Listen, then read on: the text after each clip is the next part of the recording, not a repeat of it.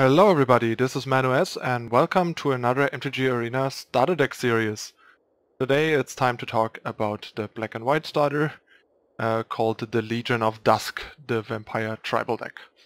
So let's take a look. Also I decided to turn off the music for a change and just turn up the sound effects and ambience to try that out. Let me know if you like that better. I feel like it might be a bit nicer to just have like some atmospheric sound rather than actual music. But let me know what you think if the if the video is too quiet and like flat without music, or if you think it's nicer this way. Anyway, let's take a look at the deck. Alright, so this is the deck. We got a bunch of 1-drops here, a Duskborn Sky Marcher, 2 Sky Marchers Pirate, and a Vicious Conquistador to curve out.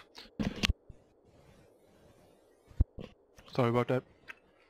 Then we have a variety of 2-drops, 1 Adanto Vanguard, 1 Bishop Soldier, 1 Famished Paladin, 2 Martyr of Dusk, 2 Dusk Zealot, an Oathsworn Vampire, and last but not least 1 Legion Lieutenant. These tribal decks usually tend to have only 1 Lord, unfortunately, but they are uncommon, so you can get them pretty quickly with packs and wildcards if you want to expand on one of these decks. All of the creatures are vampires so far. Then we have a Forerunner of the Legion, just like any other Forerunner. This is a tutor for vampires, and yeah. If you play a vampire, another vampire, not itself, creatures you control, target creature you control gets +1/+1 until end of turn. So yeah, this is just a temporary buff helping you to like press some damage, basically be more offensive. There's 2 of those. Then we have a Marvin Fane, Dusk Apostle. Pretty powerful card in this deck, lets you go wide, generate more board without having to invest anything other than just being aggressive. Great tutor target for Forerunner. Then we have Sadistic Sky Marcher, 2/2 flying lifelink, the Vampire Reveal card of the Vampire tribe, basically. Sky March Bloodletter. Some more drain potential here. There's a lot of vampires that drain. Desert's Hold, basically a more expensive pacifism that gains you 3 life if you control a desert or have a desert in your graveyard. Then there is a cyclable removal for artifacts or enchantments, and 2 Queen's Commission for some more vampire lifelink tokens. Then we have a Bishop of Binding, removal and threat in 1, but a bit fragile. Sanctum Seeker, this is like the powerful 4-drop vampire payoff card that works sort of like Hellrider, just has 1 more toughness and drains instead of pings, but doesn't have haste and only works on vampires. But yeah, it's arguably more powerful than Hellrider in this deck a lot of the time.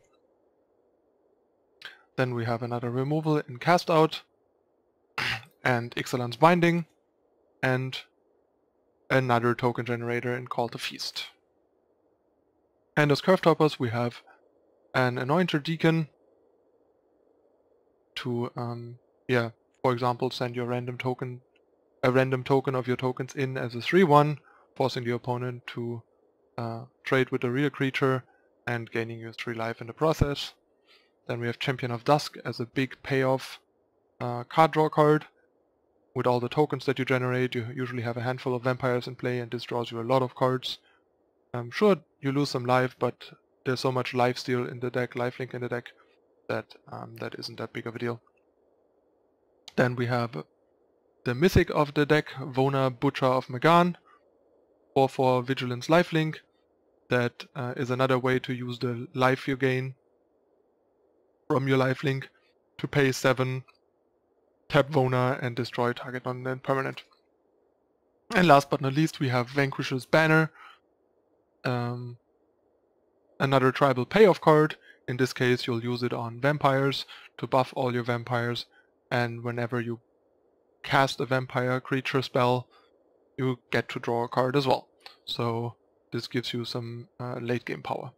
And yeah, the deck's curve stops at 5, 25 lands, only 1 duel again this 2 duels again this time, 2 Forsaken Sanctuary, not 4. I wonder what they like base their distribution of that on, because the Sun Empire deck already had a lot of fixing with the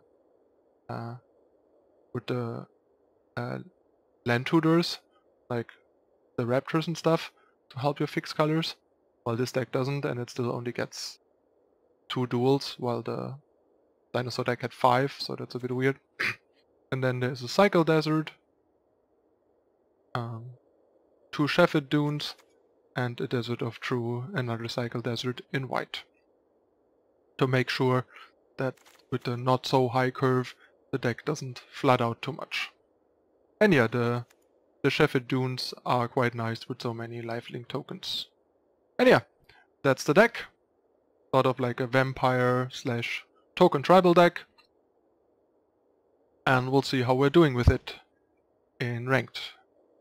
Alright, as usual, gonna hop into some games, show it off in 3 games, and we'll see how we're doing and how the deck looks, how the deck performs. Alright, so stay tuned for the first game coming up next.